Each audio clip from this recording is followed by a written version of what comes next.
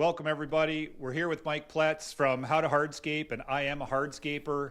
Mike's been in the industry for many years. He's doing some really cool stuff on socials, content creation, software, installs. He's doing a bit of everything. I've been following Mike for a long time. Happy to have him in the community and happy to have him on today, and really looking forward to getting started, Mike. Thanks for coming. Kevin, thanks so much for having me here. Appreciate it. I appreciate it. Yeah. Very cool. Let's start out. Mike, I'm sure a lot of guys already know your history and your YouTube success, but can you walk us through how you got into the landscape industry and how you've gotten to where you are?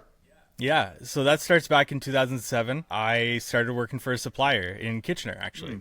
And so I was working for part-time at a grocery store, and my manager came up to me, said that her husband had a position at the stone supplier. If I was interested, I hopped on it, and I worked for 4 or 5 years in the summers there, and then worked another 2 years full-time, and kind of fell in love with it. And probably my first weekend there, I started installing with contractors at our display area and fell in love with the whole installation side of things. And then probably my second year, I started doing a little bit of side work, just like lift and relay stuff. And then that kind of snowballed from there to the point where I was making more on the weekends, half day Saturday, full day Sunday, than I was Monday to Saturday at this stone yard. So it just made sense to jump off and start my own thing here. Amazing. And when you got started, did you start small? Did you know YouTube was a thing that you wanted to pursue? Like, how did you get more heavily involved with content creation? Yeah, so during that time, I was very interested in the whole digital side of things too. So I also had other YouTube channels that I was doing for fun. And even before How to Hardscape, I had another podcast that I was doing. So all that stuff interested me as well. I have a lot of interests and hobbies that I combined into How to Hardscape when I started it, and I am a hardscaper on YouTube. So that transferred well over into everything that I was doing, and I just knew that content would be a big part of my business and how I got the word out there of Ever After Landscaping and what I was doing with that, basically. Right. Yeah, and I think that's the other part of it, right? Everybody knows you as your content creation, but not a lot of people know about Everlasting. But I see some of the amazing stuff you guys are building on there, some incredible pool backyards and a lot of great paver installs.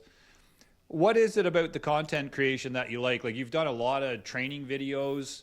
Do you find you use them for your team a lot? And a lot of it's best practices. I watched the best information that technique-wise that you're going to get. What do you think it is about it that you like, or did you just feel like it was more of a requirement or a necessity you needed to fill? It's the creative side of things, just like doing hardscape installs. So just to backtrack, I know you asked, did I start small? Yes, I did. I started with lift and relays solely. Right. So I wanted to complement the contractors around me. I had a good network of contractors. I didn't want to step on their feet, start to take like design build right away. Started small, very low overhead, lift and relays, and then built myself up to design build. So to answer your question on why the content creation, what do I do with it? Once again, just leveraging my interests and what I had done before.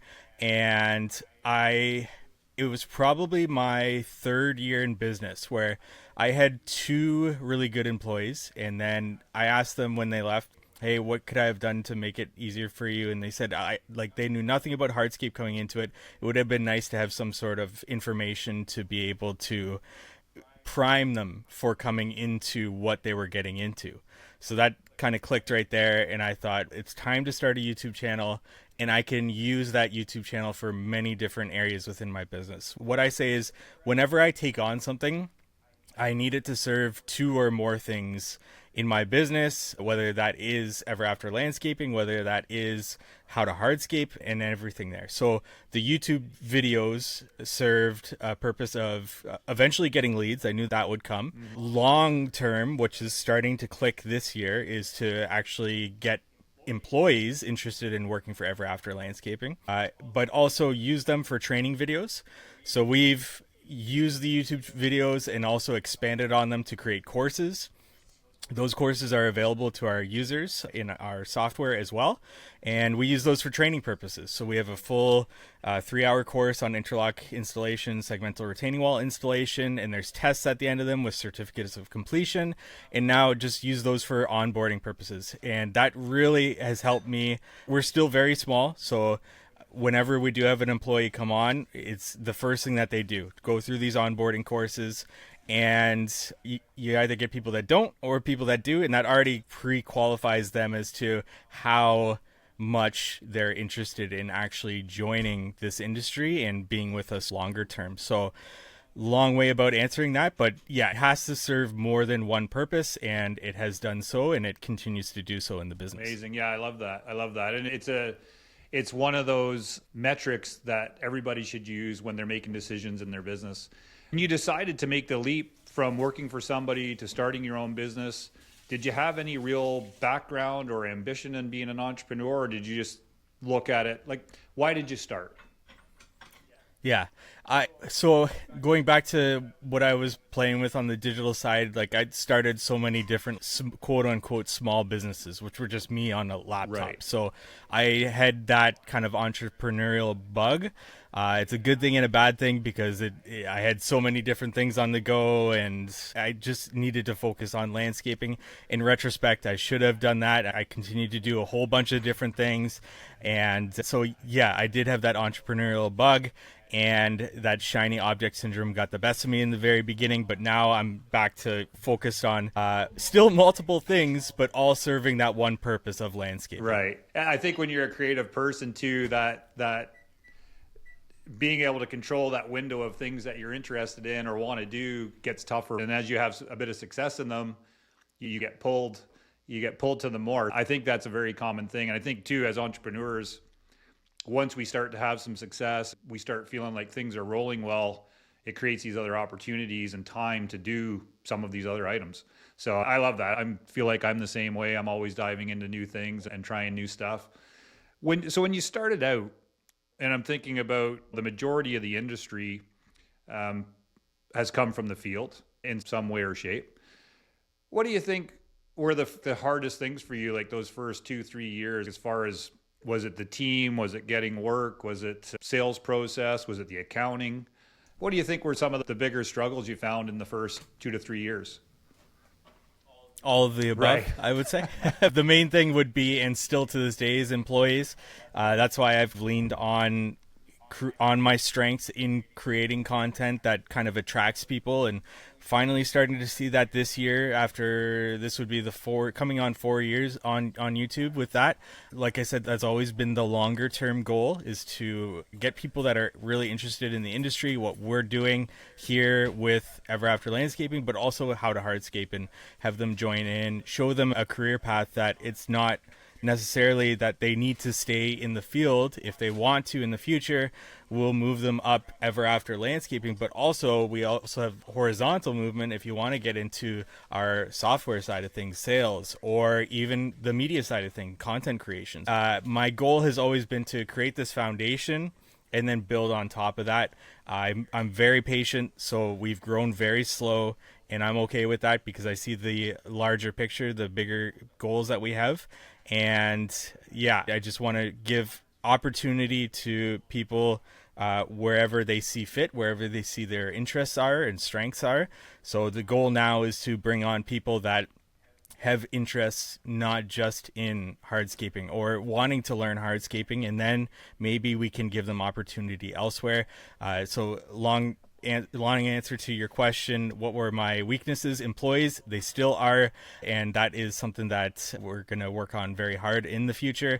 But also everything, learning bookkeeping and outsourcing that, and then getting into, so the biggest weakness is I want to be hands-on in everything. I want to learn everything. It's very hard for me to let go of some of my responsibilities, and that comes down to everything, employees, all those that you talked about there. That's my weakness, is handing off things that I want to do, basically. Right. Yeah, I think it's a struggle for a lot of people when you're in that growth stretch. What's one or two things that you wish, looking back at those first 3 or 4 years now, or 2 to 4 years, what's one or two things you would look at now and just go, I should have done that? You got anything comes to mind? Yeah, initially that first year it was all by myself. It would have been nice to have an employee back then and to just get that ball rolling immediately. That's one easy thing that comes to mind. The next would probably be to get into lean on my interests a little bit more than what I was doing initially. It took me a while to start the content creation thing and everything like that. I should have just started that right away and just like document my journey, even if it wasn't installing and everything like that and getting into the nitty gritty stuff. Because, like I said, I started Lift and Relay, and that was that first year. Probably 90% of my projects were Lift and Relay. The second year, I signed up almost like a full street of Lift and Relay driveways. I was lucky to get into this subdivision that's protected, and I got one, and then the neighbors saw me doing it. They wanted it done, and then the next and the next. So all of a sudden, I had half a season full of lifting and relaying driveways, which doesn't scratch that itch of the creative side of me. So I got burnt out like immediately in that second season. It was a drag. So I wish I would have marketed more and maybe set up a team earlier to handle that lift and relay side of things, and then scratch my itch of that design build creative aspect, or just got into the content creation to be able to scratch that itch of being creative, whatever that was. But that was the number one thing that I wish I'd known and started earlier, to be able to keep me at the top of my game, because once you get burnt out, especially early in the season, it's tough to continue. Absolutely. I think it's something a lot of young entrepreneurs go through often. And the unfortunate thing is I think some of them just get used to doing it that way and they think that's the norm. I loved all the tips you were given there, because I think that's great advice. And I'll ask you to comment. Like, I've definitely found that too. When you start to lean into what you like or what is creative for you, and you start bringing value to other aspects. And I love that all your stuff is vertical, right? It's these different avenues, but it's all connected. And that's a lot of the things that I've worked on with my different businesses as well. But what do you think the reason is? Because it's an interesting thing. Like when people always say where focus goes, energy flows, that sort of thing. But what do you think it is about leaning into the creative side or leaning into the things that you're passionate about or like help you become a better entrepreneur or a more I don't want to say it creates less stress, but it just takes you down this different avenue of being an entrepreneur? Yeah. I think it's just refreshing in general. If you do 6 months of lift and relay in driveways, it's the exact same thing time and time again. It's like you're working at a factory, basically. I think that the creative side of things just like refreshes your brain and gives you a moment to, especially if you see yourself as a creative person and want to do that, it's just a complete refresh, allows you to take a breath. The difficult side of things is that doing 10-12 hours in the field and then coming home and wanting to hop on a computer and start to edit is difficult too. But if you set a goal, if you see the longer term vision of what you're doing, I think that helps you get by day after day. But if you are a creative person, see yourself as a creative person, you need to scratch that itch to be able to refresh yourself, get yourself in that sort of mind frame. And it's just a breath of fresh air once you start to do things that interest you rather than do things to try to make a buck. Right. I love all that. One of the things I was thinking about yesterday, knowing we were getting ready to do this, was I've watched all the pods. I love it when you get the group on there, when you have Chad on there and Paper King's been on. And what do you think it is about the podcasting that you love? Is it the conversation? Is it the information that you're sharing? Is it the humor? What do you think that part of it kicks you?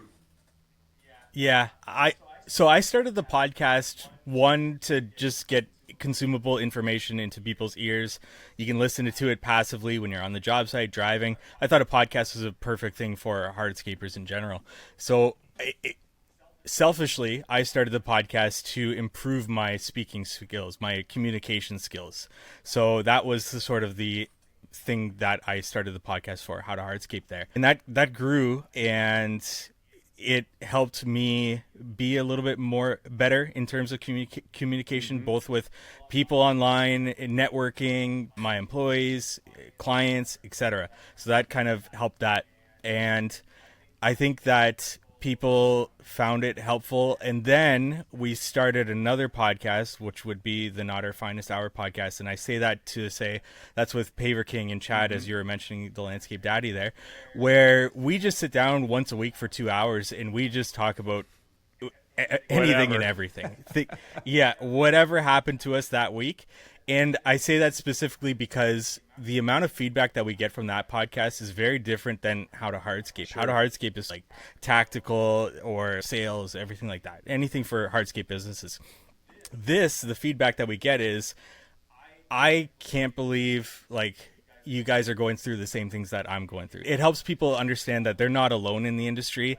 Like, we say something one week, the next week we get feedback like that literally just happened to me last week or something like that. So that's really refreshing to hear, because I think a lot of people relate to each of us, or one of us, or two of the three of us, and they see themselves in the same position, and it's like they're sitting in a room with us, being able to listen to us and being able to relate to the same things that everybody's going through in this industry. It is interesting. We've been in about the same time now. I started in 07, but it is one of the cool things about the industry, like how collaborative it can be. And that, like, whether you're doing $1 million, 5 million, 20, everybody has the same issues, right? Maybe a different scale, but they're always the same problems. And one of the things I've really loved about getting the Wealthy Landscaper platform going is just that kind of collaboration. And when you start talking about things like coaching or different programs to educate people, it's interesting. Like, I know whenever I've had a coach in the past, you really lean on them. Sure, a lot of it's about business, but a lot of it is those struggles that you're going through that you can't really talk to anybody else about because they don't get it. Yeah. Podcasts like that, I think, are so helpful. Like you said, I think guys just can really lean into it. And there's a certain amount of peace that comes to you when you know you're not the only one. Exactly. It's like a therapy session almost. It is, yeah, totally. And it's funny, so it's always great. Let's talk a little bit more about the software. Tell me a bit more. I know last time I seen you, we were going to try and chat about it, but what do you do with it? I've looked obviously online. I've seen what you're doing. It looks amazing. What's the direction with that?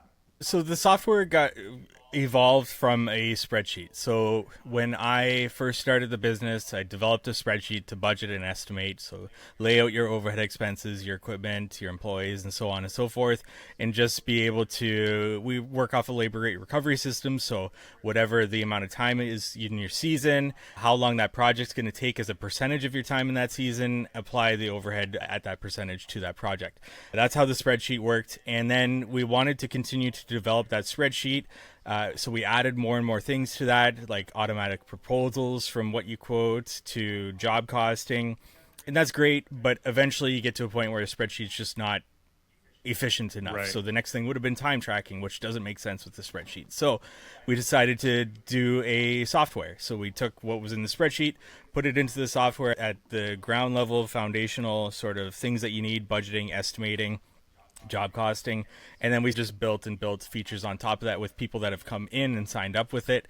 And like I said, those courses are into it, so you can assign those to your employees. And we really want to grow that side of things within the software, where you onboard an employee, you assign them courses. You can create your own courses if you want to, onboarding courses, safety training courses, but we'll also continue to add courses to it and show your employee a career path within your business. Right. If you do X, Y, Z, and then we do some in-field training, we can get you up from labor, or whatever you want to call that, apprentice, up to a lead hand, and so on and so forth there. So that was the whole goal.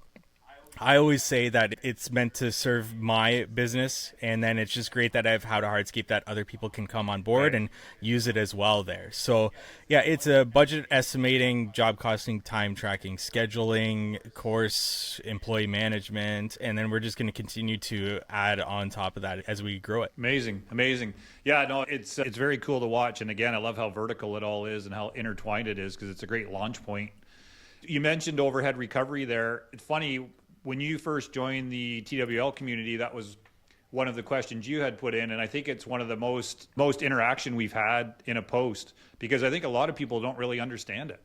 They're unclear as to what, like, they're just doing it the way that they were told to do it, not really understanding why. But maybe talk a little bit about that, Mike. We know the three options are single, field labor, multiple overhead recovery. But what do you recommend and why? What do you think is the best reason or the best one and why? I think for the majority of hardscapers, landscapers, labor rate recovery is, but I go back to what you just said there. A lot of people just use what they're told and they don't know why, and they just continue on that. You need to know the reason why, because sometimes multiple overhead recovery system is better than using a labor rate recovery system. So it comes down to what works best in your business and why. So just using my business as an example, we still do lift and relay. We still do design build. We've taken on drainage. For me to do a multiple overhead recovery system would be very difficult because I don't know what percentage each of those are going to be in any given year. So it's difficult for me to sit down and say, I'm going to have this much in materials, right? And multiple overhead recovery system needs you to budget for your materials so that you know how much you need to mark up your materials to recover your overhead from. So if I had a full season of drainage leads come in, that's going to throw off if I started to budget for design build. I've had the privilege of talking to now hundreds of people that have either bought the budget and estimate spreadsheet or have come onto our software. And the number of times that I've heard, like, I've used multiple overhead recovery because I just was told to, and they just didn't know and understand how that worked. And I've had people who have come on that have said, I wanted to start pools this year, so I budgeted to install 3 pools. At the end of the year, I didn't install anything. So they lost on their materials markup for those pools that would have gone in. Right. Same thing as if, let's say it's a difficult year this year and you budget that you're going to do 10 gas fire features. And so you've got the subcontractors to mark up to recover overhead. You've got, which is usually fairly small, but your materials in there as well. But it was a difficult year and you didn't get those gas fire features installed. You maybe installed 1 or 2. You'll lose out on that. So I like labor rate recovery because it's just one thing that you need to budget for. It's your time. And you usually have, I tell people, look at what you did last year for in-field labor, carry that forward into this year until you have a good average to kind of work off of. And then that way you're just going off a percentage of how long you think that project's going to take. Now that comes down to one single thing that you need to measure, which is your labor. Are you hitting your production rates? Are you hitting your labor time in the field? And materials, yeah, you can measure, but especially if you're an owner operator in the field, you usually know if you're off on materials, because it's a big pain point for you to have to go get those materials, or you had too many materials, now you got to take them away. So that's why I like labor rate recovery. It's one thing that you need to focus on, one thing only. And not to say multiple overhead recovery systems not for everybody. I do like the idea of diversification, but even still in my business, labor rate recovery, yes, but I still mark up my materials. I mark them up. I charge retail. I justify that because my client wouldn't be able to go to a store, get those materials at contractor pricing. They would be charged retail. We charge retail. Right. So that's essentially my markup there. So you could call it a multiple overhead recovery system, because I still do mark up my subs as well, but it works at a foundational level as a labor rate recovery. Yeah, and you're not relying on them to cover, as long as your hours are. And I love the way you explained it there too, because I think that should make sense to a lot of people. If you don't have a very dialed historical record of material subs that's consistent, it's too hard to get a skew. Yeah, we do a bit of a blended one as well, but it's mainly on, we know we're shooting for 31,000 hours. That's how we're recovering. So it's, yeah, I like it. I like the way you explained it as well. Let's switch gears here for a second. I've got a few questions that came in, a couple from Insta, a couple from the community. Carl asks, how should landscape companies adjust their pricing as they grow? And I know that Carl and his team are going through a growth stage right now. What are your thoughts on what sorts of things they might have to look out for or watch for as far as adjustments? Yeah, as a company that hasn't grown too much, you're probably the best to answer this one, Kevin. But just to give you my thoughts, the number one thing that I see when I'm onboarding somebody into our software is when they have budgeted their own owner salary, they've budgeted what they're actually paying themselves, which might be very low because they'll say that they're just putting money back into the business to grow the business. It's not the way to do it. Budget for your roles and responsibilities in the business as they currently are. So I tell people, like, especially if you're owner operator, you're a full-time foreman, you are a part-time salesperson, you're a part-time designer, you might even be doing your bookkeeping, you're a part-time bookkeeper, and so on and so forth. Add up the amount of hours you spend in those in a month, multiply it by however many months you're in business, and see how much it would cost you to outsource those things, or to get a part-time salesperson, outsource your bookkeeping. Add all those up, put that into your salary. I don't care what you pay yourself, but in your budget, your salary for your owner should reflect that, so that if you do decide to, say, outsource that bookkeeping, that money's already there. Just reduce your salary and transfer that over into bookkeeping as an overhead expense. So you've got that money set aside for your growth, especially in that like 1, 2, 3 crew period of time. And then as you grow, you're just adding things to your budget. My biggest thing that I talk about is, if people think that based on what they have in their overhead and what their prices are telling them with the software, that they're priced over the market, you need to find a way to communicate the value that you're offering if you think that you're priced over your market. I feel I'm priced over my market. My value is you get me. I'm the owner operator. I'm the salesperson designer. I have one contact that you're talking to. I'm not the salesperson handing off to a designer, handing off to a foreman. In addition to that, we use our videos as a point of leverage to be able to be very transparent.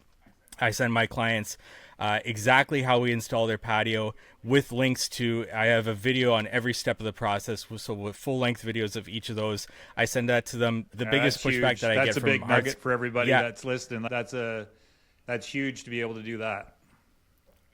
And I do that in my proposals, but I also do that to pre-qualify clients to show, hey, you're looking for this. I'm going to send you this. Take a look at it. This is how we do it. This is what separates us from everyone else. So you're comparing apples to apples. But also, the biggest pushback that I get from hardscapers with that is that my client doesn't care how we're installing it. They don't care about that. But yes, they do, maybe not, but they care about a contractor that is detail-oriented and that is good with communication. So 90% of my clients that go with me, the reason why they went with me is because of how clear I communicated that. And if I ask them, hey, did you actually click on one of the videos that watch it? Like, half of them do, half of them don't. They just like that I was clear, concise, detail oriented. That's why they went with me. Lots of things there. Right. Yeah, I love all that. And I think that was a great answer as well, Mike. I think, that nugget there about being able to show them the videos is massive, because that just creates so much confidence right out of the gate. So even if you are a little more, and I think the other thing that people forget is today's consumer is relatively educated more than they used to be. They still need help when you get into more technical aspects, but they're not always looking for the cheaper price because they've likely been in that situation before. So I think that was great advice. It was great advice for Carl as well. And make sure you're paying yourself enough is also a big part of it. So Easton asks, how are you marketing your business to get clients? I mean, you touched on a bit of that there, but what other sorts of marketing are you doing, like outside of socials and YouTube? Do you do anything else? I do a little bit of paid ads, so I'll dabble in Google Ads, which is expensive, but you're getting people that are actually searching for what you want. What actually has worked really well for me is Facebook ads. But you have to be very deliberate about what you're doing, what you're showing. I don't like doing photo on Facebook. I always say I like video, because video, if a picture says 1,000 words, well, there's 24 pictures in every second of a video. So think about how many words you can tell in a video. Especially, I want my face on the camera. I want my client to see, my potential client to see me. But I have videos on a lot of different things. So for example, in a difficult economy, I really like to go to things that need to be done. So, for example, a front step falling apart, that needs to be done, but they don't necessarily need to have a backyard design build project done for them, Right. right? If they're holding back on what they're spending. So I have a video that I ran last year of me in front of a front step that we're rebuilding, of wall block that was just falling apart. I had me in the frame and I was just pulling this step wall block apart and saying, hey, if you need your steps rebuilt, reach out to us. That shows them myself, that I'm doing it, as well as the context of the step being falling apart. And I pushed that to certain postal codes that I knew that were within the area that typically have steps built within the same time period, that they may have steps falling apart. So I lean on contextual things, as well as that gives me a client in my CRM that I can sell a backyard patio to if they're interested and if they really liked us doing it in the future. But also a step install sometimes comes with a front walkway install if they want that, if we can upsell them that in that period when we go do a consultation. So it just opens up to a lot. It costs less for advertising because a design build is going to cost the most to acquire a client. But if the less amount of people that are advertising for a certain service, the less it's going to cost you for advertising, if that makes sense. Yeah, no, great tips there. Great tips. The last one here. Rick asks, what is your take on lease versus finance or to purchase? So yeah, what's your take on leasing trucks or equipment versus purchasing? Rick has a decent sized business. He's doing north of $1.5 million a year. And he's at that point where he's needing to start adding people, which means trucks and equipment. So I'm sure he's just curious as to what your take is on that. I have an easy answer for this. I don't have a take, unfortunately. Okay. I personally like to own, but that's just a personal thing. It doesn't come down to like tax advantages or anything like that. I just like to own. Kevin, you're probably in a better situation to be able to answer that. Yeah, I think I would say that it really depends on your situation, right? Mileage is an issue. There are massive tax benefits to leasing. Generally, it's going to be a lower payment. So if you know that you want to continually flip, it's a good option. Some machines hold their value much better than others. We generally try and keep our skid steers a little longer than we do our excavators. So yeah, I think a lot of it is situational and how many hours a year are going on them, how many kilometers a year are you putting on them, do you do your own service or not? There's a lot of variables there, but it's very specific to your situation. I think Rick is the better answer. Where do we want to go next? How about we talk a little bit about yourself, Mike? What sort of things do you do? You're operating multiple different things. You're growing. What sort of things do you do personally to help make sure you're at the top of your game all the time, whether that's through calendaring or reading or fitness or whatever? What do you do to keep yourself motivated and dialed in? I'm smiling because I do How to Hardscape, right, or I am a Hardscaper or anything like that. And the reason why is because it gets me thinking about something else. For example, if I'm in the field 10 hours a day, I come home, I like to actually do what I do online, and it needs to be done as well. Hobbies or anything like that is a hobby to me. I enjoy it. That's what keeps me at the top of my game, as well as setting goals. I've never been a big goal setting person. More so it's in my head as opposed to writing down goals and everything. Maybe I should get into writing down goals, but it's all basically in my head, and I know what my long-term goal is, and I know where I'm currently at and what I need to do to crawl my way towards that goal. I would say goal setting's a big one, but also everything that I do is a refresher for me to get me at the top of my game and to get me thinking about something else as opposed to what's going to go on tomorrow in the field. Right. Yeah, no, I think everybody does it different, but that's such a great position to be in when that's your juice, when you can rely on those things to help. What do you think it is? What would be your favorite thing about being an entrepreneur or being in business in general? Creating something from nothing, I would say. And that comes to hardscaping and putting in something that wasn't currently there, that is functional, that is beautiful. And like that comes down to it. It's just creating something that wasn't there currently. Like I said, going back to like my supplier days, when I got off that, I was creating websites. So it was cool that there wasn't this website that didn't exist before, and then all of a sudden, after hours of work, there's this website that has articles and stuff on it. So whatever it was, I was always other YouTube channels and another podcast, just like something that wasn't there that it's there now is something that I look to, and that's why I do what I do. Right. Mike, could you talk a little bit about, I think one of the things that you've said a few times on this chat is, you've had slow growth, but it also sounds like it's very intentional. I deal with quite a few people now that are very keen on accelerating their process. Often it's driven by money. What sort of things would you say to them?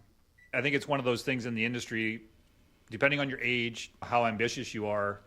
But I think some of the best businesses I see are owner operator, 2 or 3 crews, maybe not even 3 crews, maybe 2 crews.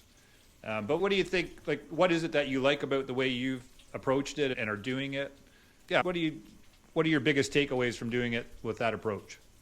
Biggest takeaway, I come back to, I enjoy building in the field, so I want to stay in the field, but I also have a plan to get out of the field, and I've set that plan because I know it's going to be a diminishing returns as I get older and maybe don't want to be in the field, or want to be in the field whenever I feel like being in the field and building. So that, yeah, it just comes down to, I have set this intentional goal of slow growth because I do want my businesses to grow together, as opposed to if I was to focus on landscaping and I did start the software or the media side of things, I wouldn't be able to give my time to those appropriately. I stepped back. This would have been when I started the YouTube channel, probably 2021, 2022. I can't remember now, but it was during that big boom in our industry, and I could have hired employees and really focused on that, but I took a step back and I thought, what do I want and what do I want my future goals to be? And instead of capitalizing on that boom in the industry and focusing on the hardscaping business, I took a step back. I knew I was leaving money on the table in the short term, but I also knew that this was going to end abruptly and possibly abruptly, and the demand for our services would come down.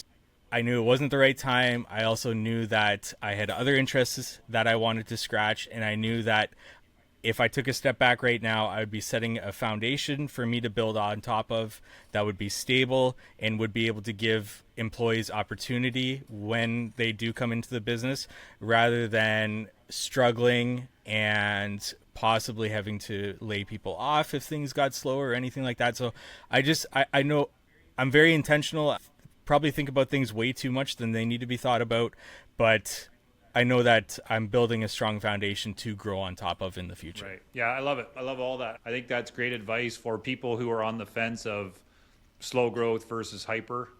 I think too, like, one of the things that happens when you run a business like that, where you are in that 2 crew mode until you get to the point where you need to get out of the field a little bit, or want to get out of the field a little bit more, or you want to pursue other things, is, and I know just from speaking to you, you'll have so much you'll be able to teach and pass on, because I think that's one of the things in the industry that's so important, is that sometimes we have business owners that work until they're 50, 55, and then they work for somebody else as a manager, rather than really trying to pass on either their business or train their guys in all the skills that they've built over the years. And often it's because, like you said earlier, like, a lot of guys want to stay in the field too. And I think, again, some of the best businesses I see are owner-operated landscape business with very focused work, very focused skill set, very efficient, little waste. Those are great businesses and can be just as profitable as a 5-person team with a ton of overhead. So I think it's just a great thing to talk about. What do you feel like, what are some of the things that you work on to try and create value for your customers? Your value for your customers, your team. I think in today's industry, in all trades for that matter, there's this real surge right now in how important they are and how much value they bring and how they help with property values and all these things. But, at some level there's value that we bring to the rest of the industry. You're doing it in a bunch of different ways, but what is it that you like about that part, or creating value for others?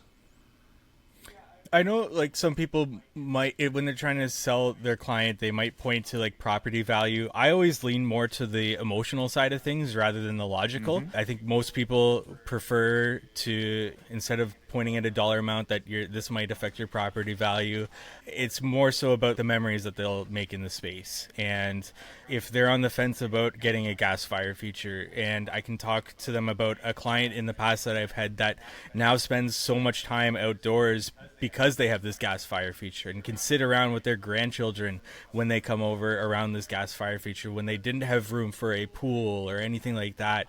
I can point to more so the emotional side of things, and that's typically where I like to go with them to explain the value that they'll get out of their outdoor living space, or going back to the lift and relay things, the safety of not having a falling apart step or anything like that. So I lean more towards the emotional side of things, beyond what I've already talked about with laying out what our value is at Ever After Landscaping with the processes that we have and the videos to go along with each step of the way. So that's how I communicate the value. Yeah, good. That's the best way to do it, because ultimately those people want to do the work based on how they feel about it and the memories that they'll create there, or the feeling they're going to get being there, whether it's with their grandkids or family or events. And I think it's an underlooked avenue for some people. The money portion is inevitable, but yeah, I think it's more about how they're going to use it and share it. You're 100% right. Last question. What would you say is your best 1 or 2 tips for entrepreneurs in the landscape industry? Just as a couple of good nuggets that you'd throw out to other entrepreneurs in the industry. I would say focus on, I guess I say this bias because I do enjoy the digital side of things. Focus on the digital. That's not going away. And the sooner you do it, it's a snowballing effect. It's difficult at the beginning, but you get hockey stick curve growth. Start a YouTube channel. Like, for example, people starting out when websites started becoming a thing, the people that were early to it, they had that advantage, and now everybody has a website, or everybody should have a website. But a lot of people don't have YouTube channels, so that's your opportunity. The amount of people that have websites and are trying to get to the top of search engine results versus the amount of people that have a YouTube channel, there's a big gap between the two, and that is your opportunity. The generation that is coming into having buying power and getting wealth passed down from their parents is going to only increase, and that's the generation that came up with technology and watching YouTube, and that's only going to get more and more important in my thought process there, in my prediction. And social proof is going to be a big thing. And as much as like you think subscribers or followers, I don't care, blah, blah, blah. Yeah, but your clients may care.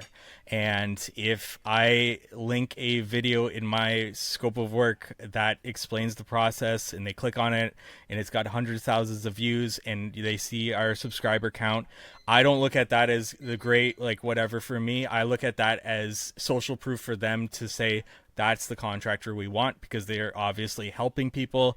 They have a lot of people that have helped through those views, through those subscribers. So that's the person that we want to go with. That's my main thing. Then very quickly, use those videos elsewhere. Don't just create the video, transcribe that video, upload it, get the transcription, take that over to your website, create an article on it, embed that video, include the city in the title as well as the URL. It could be as simple as Mississauga patio install. That's going to help your SEO. Use that as many different ways as you can. Don't just create the video, be done with it. That effort that you put into that video and transcribe it elsewhere. Those are great tips. And I bet you there's going to be a ton of people watching this that have no idea. So I appreciate that, Mike. Thanks for coming on today. Always great to chat. Look forward to seeing you again soon. You're an easy guy to find on socials. I really appreciate it. The community will appreciate it. And yeah, we'll see you soon. Kevin, thanks so much. All right, Mike. Cheers.